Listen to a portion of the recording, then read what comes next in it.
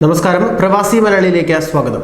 അപൂർവ രോഗം ബാധിച്ച് തകരാറിലായ വൃക്ക മാറ്റിവെക്കാനുള്ള തയ്യാറെടുപ്പുകൾ നടത്തുന്നതിനിടയിൽ വേദനയുടെ ലോകത്തു നിന്നും സാന്ദ്ര എന്ന മിടുക്കി യാത്രയായി. അടൂർ കരുവാറ്റ ആൻസ് വില്ലയിൽ ജെയ്സൺ തോമസിൻ്റെയും ബിജി അഗസ്റ്റിൻ്റെയും മൂത്ത മകളായ സാന്ദ്ര ആൻഡ് ജെയ്സൺ തിങ്കളാഴ്ച വൈകിട്ട് 5-നാണ് മരിച്ചത്. 2014 ഷാർജയിൽ നിന്ന് അവധിക്കായി അടൂരിലെ വീട്ടിലെത്തിയപ്പോഴാണ് സാന്ദ്രയ്ക്ക് പ്രത്യേക ഇനം പ്രാണിയുടെ കടിയേറ്റത്. ആദ്യമൊന്നും കാര്യമാക്കിയില്ല എങ്കിലും എല്ലാം തകിടം മറിഞ്ഞത് പെട്ടെന്നായിരുന്നു. പരിശോധനയിൽ ഹെനോക്സ്കോളിൻ അപ്യൂറ എന്ന അപൂർവ രോഗമാണ് എന്ന് കണ്ടെത്തപ്പെടുകയുണ്ടായി. 1,00,000 പേരിൽ ഒരാൾക്ക് മാത്രം പിടിപെടുന്ന അപൂർവ രോഗം ചികിത്സ നടത്തി ഭേദമായതോടുകൂടി ഷാർജയിലേക്ക് മടങ്ങുകയും ചെയ്തു.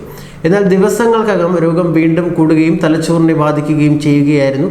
ചികിത്സ തുടരുകയും രോഗം കുറയുകയും ചെയ്തതിനാൽ പഠനം തുടർന്നു. 2019-ലാണ് ഇരുവൃക്കകളും തകരാറിലായതായി പിന്നീട് കണ്ടെത്തപ്പെടുന്നത്. അവിടെയുള്ള ആശുപത്രിയിൽ നിത്യേന 11 മണിക്കൂർ ഡയാലിസിസ് നടത്തിയാണ് ജീവൻ പിടിച്ചു നിർത്തിയത്.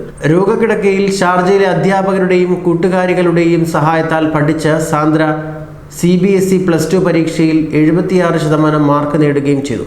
സൈക്കോളജിസ്റ്റ് ആകാനുള്ള മോഹം ബാക്കി നിൽക്കെയാണ് സാന്ദ്ര യാത്രയായത്.